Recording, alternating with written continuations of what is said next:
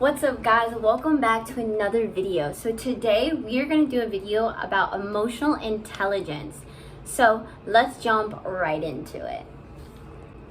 Emotional intelligence is the ability to understand and manage your own emotions, as well as recognize and influence the emotions of those around you. So this term was first coined in the 1990s by researcher John Mayer, I think that's how to pronounce his last name, and Peter Salvi, I think that's also how to pronounce their last name. Sorry if I botched them. But later was popularized by psychologist Daniel Goleman. How to know if you are very emotional intelligent? Here are some key elements. 1, self-awareness. 2, you can self-regulate. 3, very motivated. 4, have empathy. 5, you have a lot of social skills. 6, you set boundaries with people. 7, you strive for improvement and want to work on yourself, which means you're working on your strengths, but also recognize your weaknesses as well. And 8, you pause to think about what you're going to say to others. So for a scenario, well, what if a person asks, what do you think of me? Instead of just blurting the answer like we usually do right away, we pause for a second and really think about how we are going to say what we're going to say without hurting the other person's feelings, and really being honest about it, as well as really just thinking what we're going to say instead of just blurting it out. And it turns that if we do this and we just take that pause, we can turn a reckless answer into a very thoughtful and honest answer. So also be careful with that one. Be careful with the words and things you say to people. There's no thing about being too brutally honest. And you understand people's emotions. Not only do you understand your emotions, you understand other people's emotions, and you can empathize with them. So I would say another key element is emotional labeling. So you can identify, like I said, your emotions, and you have a broad vocabulary for how you feel, and you can describe how you're feeling and put it into words more carefully. And it's like, you may say, for example, with people with low emotional intelligence, they may say when they get an award or like a trophy, they may say, oh, I feel really good, or I feel okay.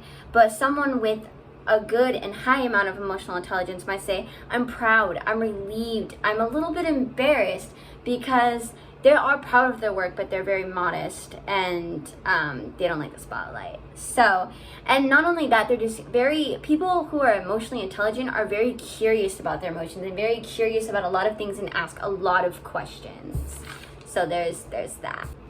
So you may be asking, why is an emotional intelligence an important thing to have? Well, it's an important thing and an important ability to have because you can identify and regulate one's emotions and your emotions, as well as understand emotions. And this can help build friendships, build relationships, stop conflicts, and understand yourself better as a person. And if you may be struggling with trauma or depression or anxiety, it could help you really heal because you're curious about things.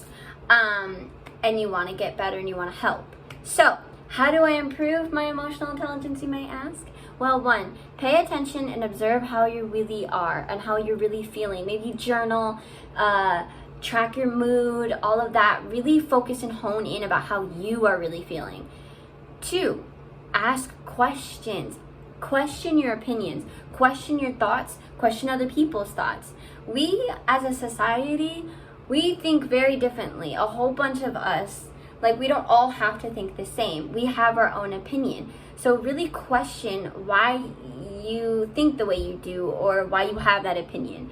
I question it all the time, because this video, how I got to make this video and this video idea is because my therapist was like, you have a lot of emotional intelligence, and I didn't know what that meant. So this is why I'm making the video, because I'm learning about it as well.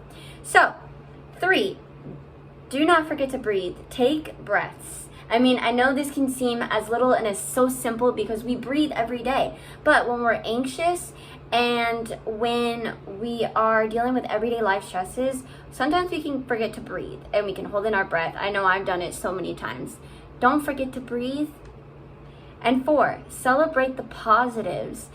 It's okay to be modest about something you're proud of. Like with me in gymnastics, at age, I would say 13, I was the 4th best gymnast in the state. But that's not something I really shout out to the world because I'm very modest. I'm proud in my own way, but I'm very modest about it, where I don't really like to flaunt it.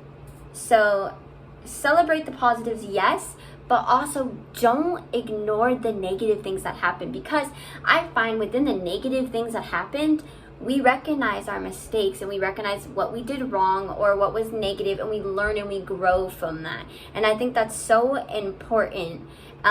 So those are some things on how to improve emotional intelligence and kind of what emotional intelligence is, why is it important, and how you can tell if you are emotional intelligent, as well as some key elements to being emotionally intelligent. So I hope this video was informational. I hope you guys like it.